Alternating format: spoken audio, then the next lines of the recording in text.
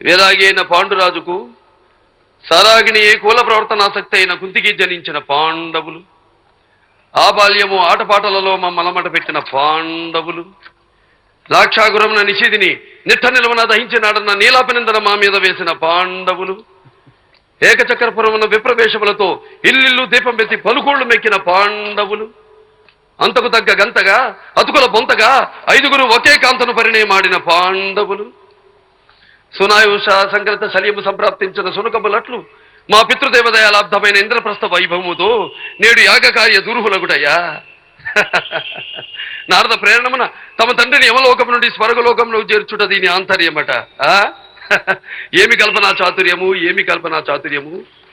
ఆయనను కుంతి మూలమున స్వర్గ నరకాధిపతులు ఇరువురును పాండురాజునకు సమలే కదా.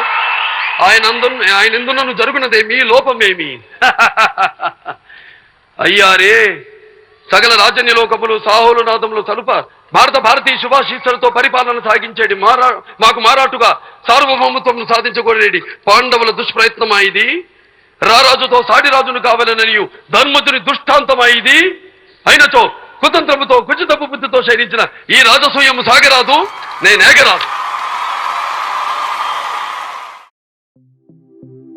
నమస్కారం, నా పేరు అవినాష్. మీరు వింటోంది డాబా కథలు. ఎస్, ఆయన గురించి, one and only Balayya Babu గురించి. ఈరోజు ఆయన గురించి పొద్దున్నుంచి సాయంత్రం దాకా చాలా మంది ఎన్నో మీమ్స్ వేశారు. యాజ్ అ 90s కిడ్ గా నాకు మాత్రం బాలయ్య గారి గురించి చెప్పాలి అంటే the man who made my childhood awesome అనే మూమెంట్స్ గురించి చెప్పాలనుంది. కొంచెం ఊహ తెలిసాక నేను చూసిన బాలయ్య బాబు ఫస్ట్ సినిమా భైరవ ద్వీపం. అంటే అందరికీ మాస్ యాంగిల్లో ఇంట్రో అయ్యుంటే నాకు మాత్రం చాలా డిఫరెంట్ యాంగిల్లో పరిచయం అయింది. సెకండ్ హాఫ్ లో ఆయన క్యారెక్టర్ మారిపోయే కురూపి సీన్ చూస్తున్నప్పుడు బొడ్డోడిని నేనే ఏడ్చేసా. లాస్ట్ కి శాప విమోచనమై మళ్ళీ రాక్షసుని కొడుతున్నప్పుడు, నిద్రపోతున్నప్పుడు అమ్మ చెప్పే చందమామ కథలాగా చాలా ఎంజాయ్ చేశా. సో నాకు ఆ సినిమాకి బాలయ్య బాబు గారు అంటే ఒక డిఫరెంట్ మూవీ హీరో అని మైండ్ లో పడింది. అదైన కొద్ది రోజులకే మళ్ళీ టీవీలో ఆదిత్య 369 ఇది చూస్తున్నప్పుడు మాత్రం కార్టూన్ నెట్వర్క్ లో డెక్స్టర్స్ ల్యాబొరేటరీ బ్యాచ్ అయిన మనకి ఆ సైంటిస్ట్ ల్యాబ్ ని చూస్తున్నప్పుడు అదే గుర్తొచ్చింది. వాళ్ళు అందులో ఇరుక్కుని అలా కృష్ణదేవరాయ లోకంలోకి వెళ్తే ఇద్దరు బాలయ్యని చూసి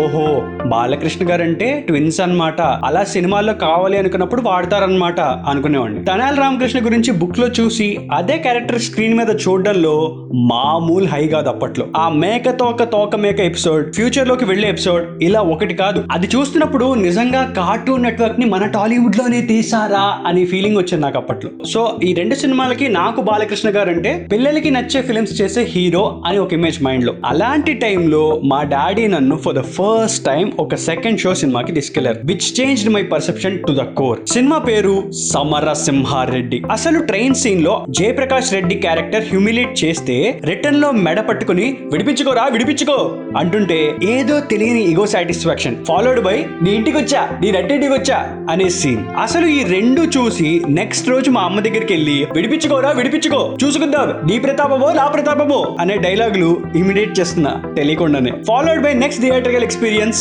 నరసింహనాయుడు. సినిమాలో ఎలివేషన్ అంటే ఏంటో తెలియని బుడ్డాగాడిని అప్పటిదాకా సినిమా సాఫ్ట్ గా వెళ్తుంటే సడన్ గా హీరోయిన్ కోసం బాలేబాబు అలా ట్రైన్ దిగితే అప్పటిదాకా ఎదురొస్తున్న విలన్స్ రిటర్న్ లో పరిగెట్టడం స్టార్ట్ చేస్తుంటే ఫాలోడ్ బై దానికి తోడుగా మణిశర్మ గారి బీజిఎం చూసి ఫ్యూజుల్ అవుట్ నాకు. మళ్ళీ ఆ సినిమా చూసాక ఇంకో take away dialogue to imitate ఏంటి అంటే కత్తులతో కాదురా గట్టి చూపుతో చంపేస్తా అనేది మైండ్ లో పడింది. అలాంటి సినిమాలు రెండు చూసేసరికి బాలయ్య బాబు అంటే మంచి మాస్ ఫ్యాక్షన్ సినిమా కూడా చేస్తాడనమాట అని క్లియర్ గా పడింది మైండ్ లో. కొంచెం ఊహొచ్చి సినిమాల గురించి డిస్కషన్ పెరిగాక చూసిన సినిమా చెన్నకేశవరెడ్డి. సత్తిరెడ్డి అని అనగానే సుమోలు అలా వస్తే ఏ హీరో ఫ్యాన్స్ అయినా ఎందుకు తగ్గుతారు బ్రో. వివి వినాయక్ గారికి ఈ ఒక్క సీన్ కి ఎంత ఇచ్చినా తక్కువే. అసలు ఈ సినిమాలో ఈయన ఎలివేషన్ ఎలా ఉంటుందో దేవయాని గారు అదే ఆయన చెల్లెలి క్యారెక్టర్ ఈయనకిచ్చే ఎలివేషన్ దానికి డబల్ ఉంటుంది. బాలయ్య బాబు గారి ప్యూర్ మాస్ తెలుసుకోవాలంటే ఈ సినిమా చూడాల్సిందే. ఇంత యూఫోరియా చూసాక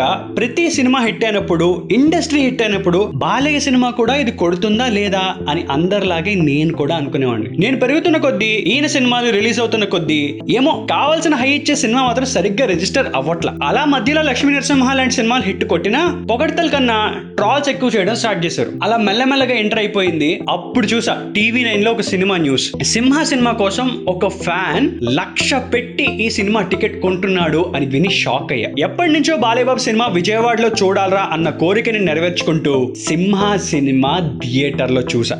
మాస్ అలంకార్ థియేటర్ లో చూడు ఒకవైపే చూడు అనే డైలాగ్ కి థియేటర్ ఊగిపోతుంటే, బాలయ్య ఫ్యాన్స్ మాస్ హిస్టీరియాలోకి వెళ్తుంటే ఆ హై ఎలా ఉంటుందో అనేది లైవ్ లో ఎక్స్పీరియన్స్ చేశా. ఇంకా ఫ్యాన్స్ మాత్రం ఆనందంలో బయటకు వచ్చి మైక్ పెట్టి రియాక్షన్స్ అడుగుతుంటే, బోయపాటి పరువు నిలబెట్టాడండి, ఆకలి తీర్చాడండి అంటుంటే నాకు కూడా ఏదో తెలియని హై వచ్చింది వాళ్ళ ఊపుకి. అప్పుడు అర్థమైంది బాలయ్య గారి ఫ్యాన్స్ ఆయన హిట్ కొట్టకపోయినా ఎంత ఓపిక్ గా ఉంటారో, కొడితే అంత పండగ చేసుకుంటారని. నాకు ఇప్పటికీ ఈయన సీన్స్ కో స్టోరీస్ కో ట్రాల్ చేస్తుంటే ఒకటే అనిపిస్తుంది, ఒక స్క్రిప్ట్ సెలెక్షన్ హీరో చేతిలో ఉంటే దాని మేకింగ్ మిగతా టెక్నీషియన్స్ చేతిలో కూడా ఉంటుంది కదా అని. A film might have failed but NBK has blindly stick to the director and what he said. అందుకే డైరెక్టర్ నచ్చేలా తీస్తే లెజెండ్లు వస్తాయి, నచ్చకపోతే డిజాస్టర్ అయి ది ఎండ్లు కూడా వస్తాయి. ఈయన స్టేజ్ మీద మాట్లాడే విధానానికి అందరూ ట్రాల్ చేయొచ్చు, బట్ ఆన్ స్క్రీన్ ఆయన డైలాగ్ డెలివరీకి నోబడీ ఈస్ క్లోజ్ అనే మాట ఓపెన్ ఫ్యాక్ట్. చిరుత పరిగెట్టినప్పుడు బాగుంటుంది, పులి గాండ్రించినప్పుడు బాగుంటుంది, కానీ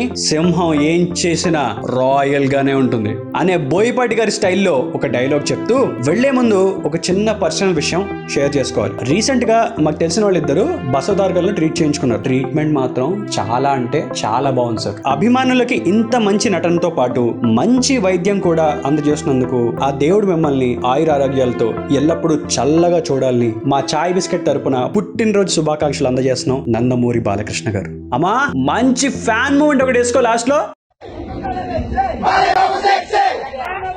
చాయ్ బిస్కెట్ ని ఫాలో అవుతుండండి, డాబా కర్లు వింటూ ఉండండి. నా ఇన్స్టా హ్యాండిల్ హరే అవి.